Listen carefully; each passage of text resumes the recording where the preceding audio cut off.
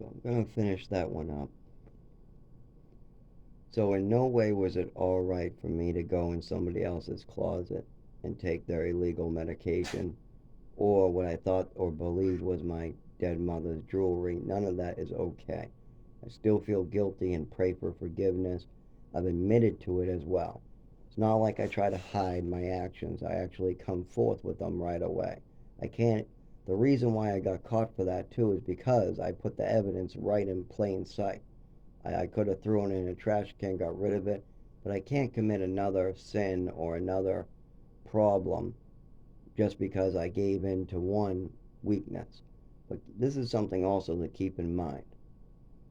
Right before that, I was in a program. In this program, I needed good boots and stuff to do. But every single type of thing I got that was good was stolen right away. I was getting everything stolen on a weekly basis. Anything I earned, anything that was given to me. There was no locked doors, no privacy, and the programs did nothing. If I had a $300 thing I earned and another kid stole it, gave it away for pot, they did nothing. They did not care. Nothing was done about it. And if the kid refused to admit to it, once again, nothing was done. So these other children were learning just don't admit to anything and you don't have to pay for it. So they were constantly doing this to me. I had a clarinet and an instrument that I had in my closet. Now, I thought multiple times I can make money with that. I can play that. People will give me money. Like there's people who play music on the side of the road. I thought about that a lot of times. But if I brought my clarinet to the program, it would go missing like everything else. If I brought my good boots to the program, they would go missing as well, even if they weren't the right size. So my best boots did not go to the program, and neither did my clarinet. I kept them safe, or what I thought was safe, at my parents' house. One time I came back to the program, and it was all stolen. My clarinet was stolen, my best boots were stolen. I looked everywhere for them, so I go up to my mother and father and say, "Where are my boots? Where is my clarinet?" "Oh, we gave them away." "You gave away my best pair of boots. Now what am I supposed to wear?" Those are the only pair of boots that actually keep my feet warm and dry. Every other pair of boots I have don't do that or they hurt. These are the best pair of boots I have. That's why I kept them here, because they're my best ones. I don't get to use them 5 days a week, but I have them. Now you guys have stolen them and given them away. Well, they gave me an excuse. They said, "Well, you weren't using them, so we took them and gave them away." So if you're not using something, it's okay to take it from somebody. Is that the message you're teaching your child?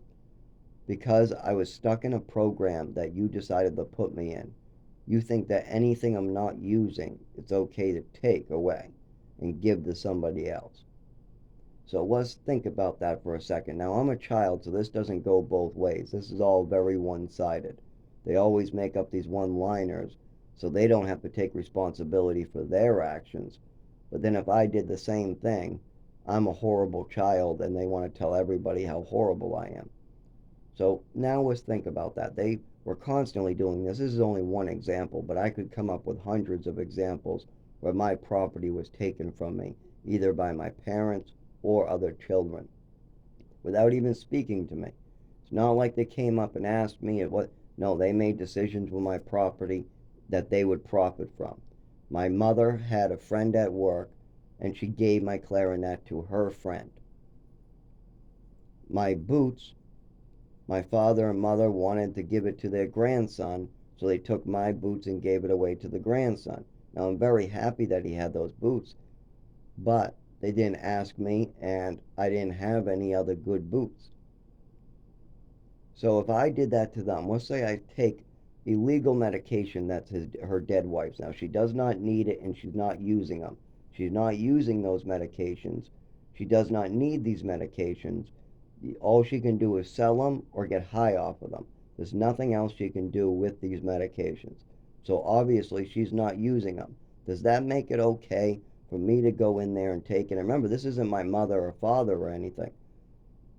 This is somebody who's living in my house, my father's house, that now my mother's passed away.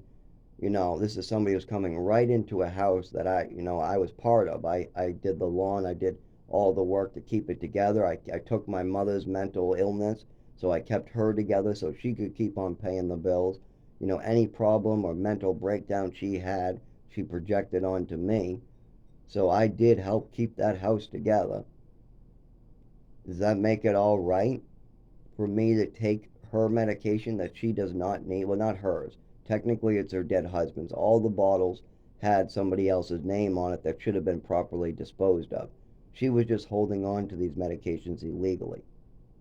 But they were in her closet and in her possession, even though she shouldn't have. Does that make it all right for me to take it because she's not using them and because she shouldn't have them? No, it does not. It does not make it okay for me to go in there and take them. It does not make it okay for people to take your belongings and then give it to somebody else. It does not make it okay for somebody to take your belongings, keep it for themselves. It doesn't make it okay for somebody to take your belongings and then sell it. That is not right. It doesn't matter if I'm doing it, it's not right if I do it. It's not all right if my father does it. It's not all right if my mother does it. It doesn't matter if a kid in the program does it or a staff member. I've even had staff members in programs take my property. It happened several times. It's not okay to be doing these things to somebody. And as a child, I was learning the wrong lessons. I was learning if you take my stuff, I should take yours. Then I learned the lesson from my father, if you're not using it, it's okay to take it. That made me real scared because that means when I'm in a program, all my belongings are up for grabs. Every single time they sent me back for a week in the program, because remember, I only spent like 48 hours in this house, and then I was sent back to the program from age about 14 all the way to 19, or maybe 13 to 19. And before that, I was still in programs. I was up in the mountains in New Mexico, orphanages. They put me in insane asylums to be drugged and tortured, be held down and being given double the amount of meds I'm supposed to be taking. I'm also with other kids with actual mental disorders. Man, did I see kids who actually had mental problems. I'm talking about real mental problems. I've seen real bipolar. Real bipolar is up and down, up and down. I am hyperactive. I have what they call ADHD. I talk real fast. I have energy all the time. Now, the only time I'm down is if you make me down with downers. They call them downers for a reason. Pills under the category of downers cause you to go down. So if you give me downers, I'm going to go down. And then when the downers wear off, I'm going to go up. Of course, if you falsely report that, it's going to look like what? Bipolar, going up and down every day. But if you stop the medication, the downs stop.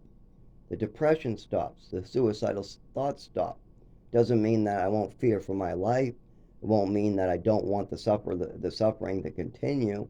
I might want assisted suicide if I'm in a wheelchair or a vegetable, but that doesn't mean that I am down or depressed. It just means that I am hurting in severe ways. And now I could feel the seizure medication probably kicking in shortly. I'm not quite sure. I'm still shaking, but I seem to be talking a little better, so that's a good sign. That also might be because I'm starting to stretch and get my body in rhythm a little. It'll take another couple hours before I can do anything. I'm able to walk a little bit, like stand up. I was able to get to the bathroom with only oh, wobbling and having to stop and squat. Because when I start shaking, if I try to continue standing up, I fall or have a seizure. So I just squat right to the ground and then I look down at the floor and I wait for it to reconnect or pass and then I try again. I do this a lot. You'll see me squatting on the side of the road or even at work. Sometimes I'll be squatting at work for a second. It's embarrassing as hell to have to crawl, walk, use canes, have seizures, have scars on your face. It's extremely embarrassing to have these things. And what's even worse is I don't have proper documentation or proper medical care. And that's not based on anything that I've chosen to do. Most people, by the time they're 18, they have something. They have some doctor or something to go along with their disorders. You spend 25 years with a seizure disorder or a neurological disorder, you usually have some type of paperwork or some type of diagnosis to go along with it to work on. I don't have that because my parents wanted what they wanted when they wanted it, and it didn't matter how that affected me. That's just the God's honest truth. If they wanted to move to another state, they moved. If they wanted to stay in Algonquin and watch the fireworks, they did. It didn't matter that I slammed to the ground, covering my ears in pain, about to have a seizure, all because of a loud noise and a flashing light. They weren't bringing me to that hospital that night. No, that would ruin their vacation. So, of course, what did they do? They let me suffer for 15 to 20 minutes on the ground. Then they put me in the car, drove me home, and just put me to bed and forgot about it. Why? Because they were on vacation. They were up in a beach house. This was summertime. They didn't want to spend any time going to the doctors during their vacations. If I had an injury, do you think that they spent the time looking into it? Of course not. Absolutely not. If I was having any of this, the only type of thing they wanted to look into was a psychiatrist and trying to get money through Social Security by establishing a psychiatric case. That's it. And they were very quick just to throw pills at it that when they didn't understand it. We don't understand what's going on. We haven't done any real work to figure it out. Here's a bunch of pills that we got. That's not a good idea. That will make things worse. If you don't know what's wrong, or if your kid's trying to speak up with what's wrong and you're not listening to the patient, then you're not going to know what to do. You need to understand the past to know what to do in the future. And I was speaking up at the doctors and to my parents about this overdose when it started. I explained it over and over, but see, nobody wanted to do anything about it. I tell them that lost my vision, I lost the ability to feel in my body, I went unconscious, my breathing slowed down. I'm not sure if I told them that part, but it was obvious because I went unconscious. My mother made sketchy behavior, like she refused to bring me to the emergency room after she was told to. When I brought this up, she called it an allergy and never looked into it. This is actions that try to prevent you from looking into something. These aren't actions that help you with something. These are actions that prevent your child from getting medical care. And it wasn't like I didn't speak up enough about what was going on. It was that other people did not want this to come out. They didn't want to lose some of their happiness to make sure that I wouldn't suffer for the rest of my life and die in an early grave. All they wanted was a psychiatrist, meds, pills dropped off. That would not help what's wrong with me. But see, taking responsibility is a hard thing to do. It really is. If you cause a lifetime of suffering in a child, that's a hard thing to discuss with your child. If your mother kills herself from taking drugs and alcohol, that's hard to talk about with your father. Your father doesn't want to hear about the pill popping you witnessed. Oh, well, how many times did you see your mother popping pills out of the closet? I don't know, on 5 different occasions, but it's not just that. I was going in the medicine cabinets looking for opiates, and I also saw pills going missing that I was not taking. Somebody else was taking pills that they shouldn't have. They don't want to hear about that. No, they want to hear about how they get to go back to vacationing and you can go back to staying away from them. That's what they want to hear. They want to hear that this is some mental illness that can be just treated like that. That's not the case. There are responsibilities that have to be discussed. People don't want to do that though. They want to hide away. That's what they want to do. They want to ignore stuff. That's why there's so many alcoholics and drunks in society, because they want to escape from life. You can't do that. That's why I'm facing this head on until it kills me. I might end up outside getting seriously hurt or killed. I might end up suffering greatly in the woods. I might lose everything again because of this, and it's not by any choice I'm making. I'm making the choice to stay sober. I'm making the choice to go to the doctors. I'm making the choice to go to work and work long hours while getting injured. By the way, I am choosing to work and get injured at work. I know that. I know I'm going to get injured on the side of the road going into work. I know I'm going to get injured on the way home from work. And I know that I'm going to shake and get injured eventually at work. But I make that choice anyways. Because if I don't go to work, I still get injured. If I don't go to work, I still get injured on the side of the road. I still get injured at home. I still get injured at Market Basket or wherever. It's better for me to be at work where there's cameras and people around me that care about me. At work, there's actually people that care enough to do something. So I'm making that choice to go to work. I'm making the choice to see the doctors. I'm making the choice to pay my rent first. All the needs come first. That's rent, medical equipment, medical bills, transportation, food, water. These are the things that come first. Whatever's left over, then I use that usually to make my life better. That's it. Like if there's any money left over, maybe I buy a heated jacket so I don't seize as much, have as many seizures outside. That's maybe $200 for a heated jacket. The DeWalt one, I have one, but they kind of break down quickly, and I only have a vest left for heated, so I need to buy another heated thing. But I'm waiting until all my needs are met. Once when all the needs are met, then I'll buy extra stuff. The only extra stuff I pay for is a cable, and that's so my roommate has something to do while I'm gone. We split the bills. He pays half of the TV and internet bill. I pay the other half. That's it. Very simple. But all the needs come first, and I'm making a choice to do all these things. I'm making a choice to go to the doctor. I'm making a choice to work and pay my rent. I'm making a choice to do good and make a difference in my society. These are conscious, good choices that I'm making that should be enough, but it's not, because other people are making choices and have made choices. My father's making a choice to keep everything that happened to me a secret. My mother and father made a choice to worry more about their happiness than my safety. My mother made a choice to give me a bunch of pills because she wanted me to be quiet, and then I experienced an overdose. My mother and father made a choice not to look into what I was talking about at the doctor's.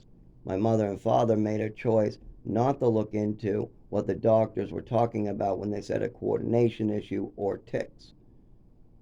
My my family made a choice to move me, well, my father and mother made a choice to move me from state to state to state to state to make sure I don't have medical records and I couldn't establish care in one spot.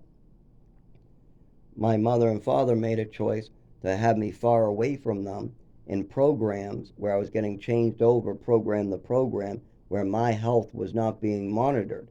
If I had a seizure, do you think anybody really saw it or anybody came into the room checking me? No. The only person that saw it would be another 10-year-old. When I was out under a bridge shaking or having a seizure, or if I was out in the woods, or because that's most of the time when it happens is during loud noises, and when I'm outside in the cold. When did those things happen? When you're outside, a car goes by, honks their horn, it's cold out, boom, it happens.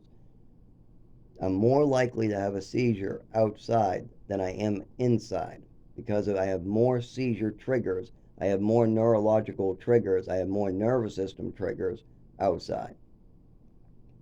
They made a choice not to be monitoring my health. They made a choice not to establish me with the proper doctors like a neurologist and go further with the primary cares or bring me to the emergency room when I'm experiencing these falls to the ground during fireworks. They chose not to bring me to the emergency room when I was overdosed in Westford at A7. They made the choice not to make sure I couldn't get to the emergency room or get the proper medical care I need. And those choices are why now, when I try to look into this and make better choices, like I call an ambulance, I go to the doctor, I work I do everything. I talk to Social Security. I'm making a choice to just give the honest truth to Social Security. That's it. If they ask me a question, I give them 100% honest answer. Even if it hurts me to say, even if it can have consequences for other people. I have to be honest with them and my doctor. When it comes to Social Security and my doctor, they need the truth and nothing but the truth, so help me God. No covering for people anymore. And I also covered for my father quite a bit. That's a choice I made that was a mistake. When my DMH worker wanted me to press charges because he did something with Social Security he shouldn't have, and they told me they could get me money back, they said, we can get you money back and we can fix this. We'll file charges and you just have to sign this paper and I'm a witness here. The DMH worker's a witness and he tells me all that. All you have to do is sign on the dotted line. I refused and I covered for my father, just like I covered for his third wife. When people were asking me, what drugs did you take? Did I tell them the illegal drugs in my my stepmother's closet? Did I tell them that? Did I say, oh, my stepmother has illegal Percocet, illegal Xanax in her closet that were from somebody that's no longer alive, which she only can sell or abuse. There's no other purpose to have those. Did I tell them that? No, I did not. I covered for her as well. I always covered for my family. I covered for my brother. I covered for my mother. I covered for my father. I covered for my father's third wife. And I covered for my nephew. Anytime the trouble came their way, I covered for them. That was a big mistake. I should have never protected my family. Protecting my family when they don't protect you is a mistake.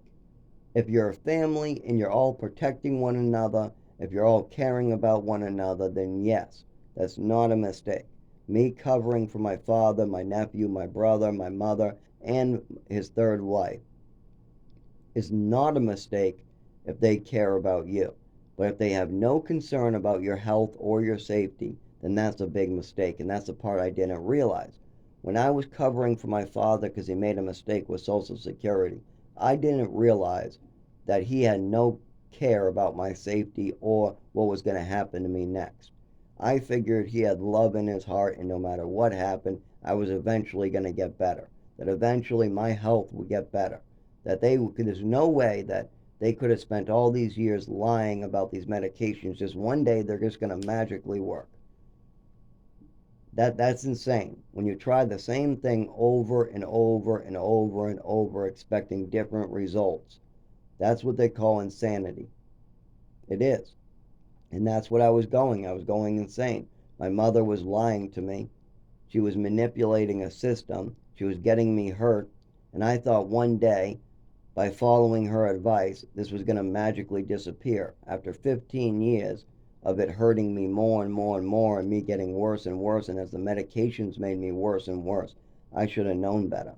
But I didn't. I was so brainwashed into thinking that I needed these meds for life and that it was just an allergy and that these pills eventually would just kick in and work. After 15 years, not a single thing made me better. It all made me worse. The only things that made me better were their anxiety medication, what happens to be prescribed for seizures as well, for other people with seizures, and the Adderall. Those are the only things that had any positive outlook. All the rest gave me a sleeping disorder, gave me heart palpitations, gave me nightmares and total just screaming and pain, total fear and depression, suicidal thoughts, up and downs, sick to my stomach feeling, extra hunger, all these horrible side effects. And did my nervous system get better? Did my thought process get better? Did my compulsive behaviors get better? Absolutely not. Everything got worse. And I thought that was going to magically change. That was crazy. That's insane. If you try the same thing over and over and over and you expect different results, that's insane. But luckily, I was able to figure out what was going on. Now I just got to figure out how to get the proper medical care. Now I know what happened. Now I know what was done to me. Now I know what all this means. Now what do I do about it? I go to the doctors and I tell the truth. I tell them all about this. I do go to Social Security. I tell them I need some help and this is what was going on. I go to work, I work very hard, and I have a seizure on the way home. This is what I'm doing, and this is some of the things I'm moving forward with. I'm also slowly transitioning my father to listen to what was going on in front of him. It's not like this was some secret what he was looking at. No, there was very clear red flags right in front of him. But because he's so in such deep denial, because all he really wants is to have fun and be happy, it's very hard to get him to handle anything. It was very hard for my brother to try to get him to handle this when I was growing up, too. I had a brother twice my age who's now like almost 60, or he might be 60. I actually have to think to get his age, but we'll just go from there. He was trying to tell them that there was something wrong. Many people were telling my father he needs to pay attention, something's going on.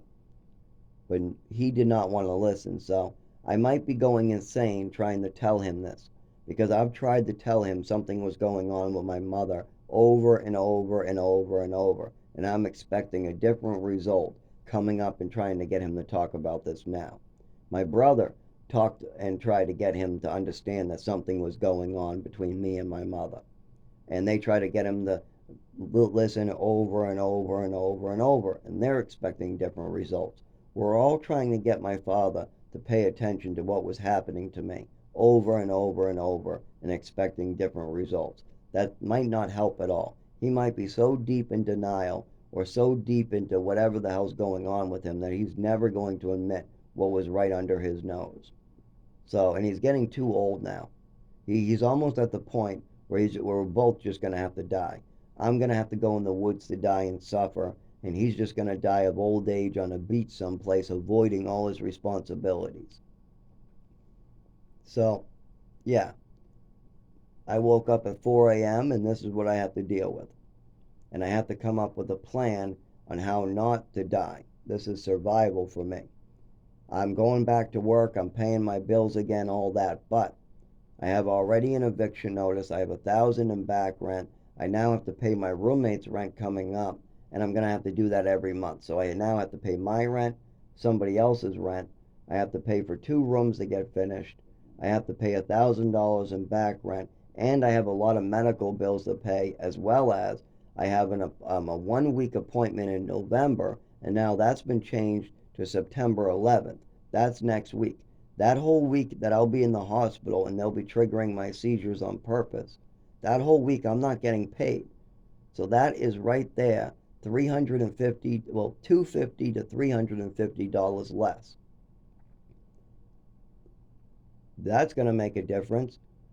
That's going to make a big difference. I have to pay somebody else's rent and my rent with 1 week less in wages. That's not going to work. I'm going to get thrown out of my apartment because of these medical issues and because I'm doing what I have to do with the doctor. Because I'm spending a week in the emergency room looking into my seizures. Because I'm looking into what my mother did to me. I'm going to lose out on a week of late wages. And that might get me thrown out of my home. Having 1 week less in wages might make sure that I don't have a home to live in. And then all my doctors get stopped abruptly. All my jobs get stopped abruptly. Then I have seizures in the shelter, out of the shelter, in the woods, doesn't matter. I will get seriously hurt. I'll lose the ability to speak too. That's why I'm doing so many of these. And so if I end up getting paralyzed or lose the ability to speak permanently, because the last time I couldn't make a sentence together for like 3 months. I couldn't walk for 3 months properly, and I couldn't talk properly for 3 months. Well, if I can't talk properly, then there's no way for me to explain what's going on with the doctors. They'll just chalk it up to a mental health disorder, give me pills, and throw me out of there. I'll never get better if that happens. So it's really important that I have all this stuff down so I can just say, listen to this, please. Listen to this before you give me a diagnosis, please. That's all I'm probably going to be able to do after my next seizure. After every seizure and head injury, I get worse. And it's getting to the point where I might not be able to recover and be able to walk and talk again. When that happens, I'm going to need some recording of what happened to me to show to the doctors so I can get proper medical treatment. Well, this is a good way to do that.